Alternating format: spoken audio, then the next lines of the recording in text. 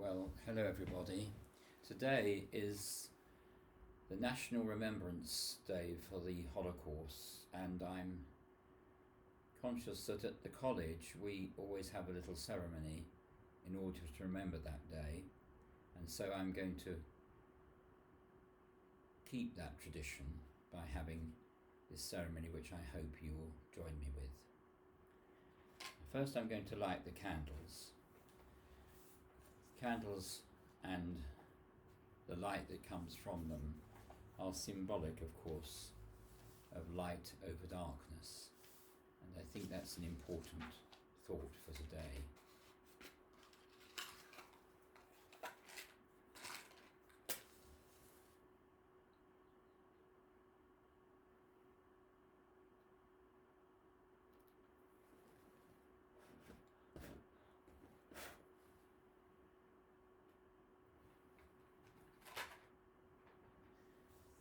Light will banish darkness, love will prevail over hate, and good will triumph over evil.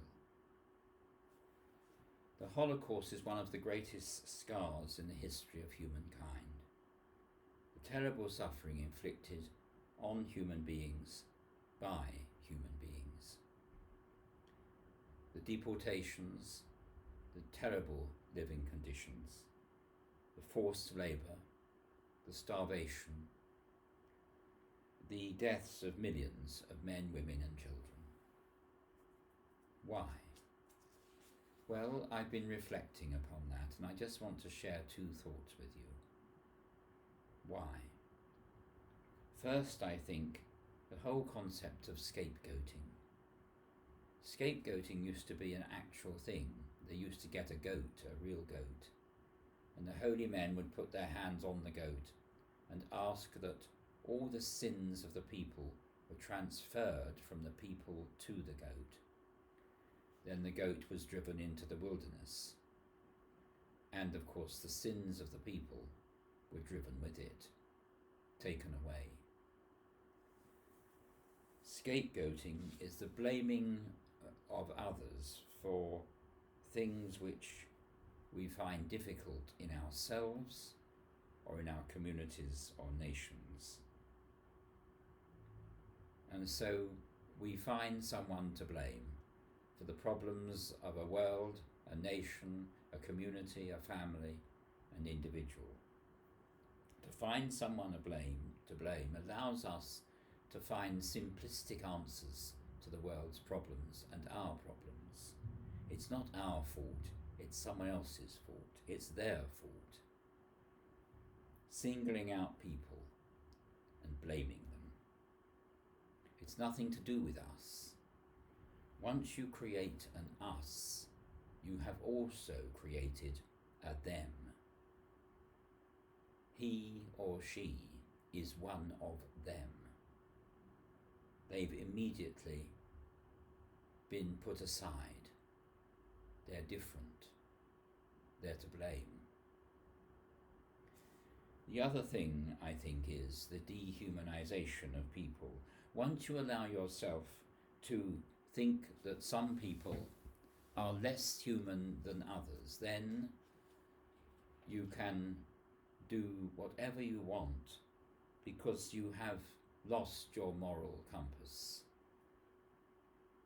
You can treat people less than human, and therefore you have lost that sense of morality that dictates how we treat each other. But that doesn't apply anymore because these people aren't human, they're less than human, and therefore we can treat them as we like, as we will. Which people are we thinking of today? Well, primarily the Jewish people. 6 million perished in the Holocaust. Also the Polish, the Soviets, the Serbians, who suffered terribly as well and were persecuted. Romani people, we sometimes call gypsies. Disabled people, both physically and mentally. Homosexuals, trade unionists, socialists, Jehovah's Witnesses, and those who opposed the Nazi regime. We think of those perhaps who were really not anything to do with these groups. They were not one of the chosen groups to be persecuted, but they still had the courage to oppose Hitler and his regime.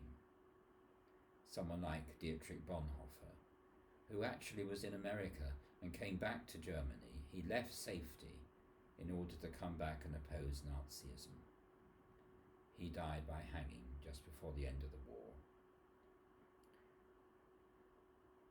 Or Maximilian Kolbe, the priest, who, when the guards were picking out people to die, to suffer because someone had escaped and there had to be a price paid for that, a man cried out, "Please not me, I have a wife and children."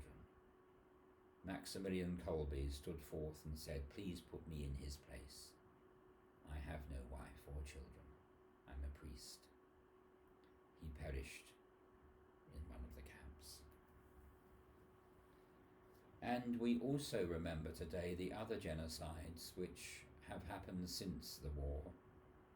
Cambodia, Circassia, Armenia, Rwanda, Turkey, Bangladesh, the Congo, the Chechens, Darfur, East Timor, Bosnia, and probably more.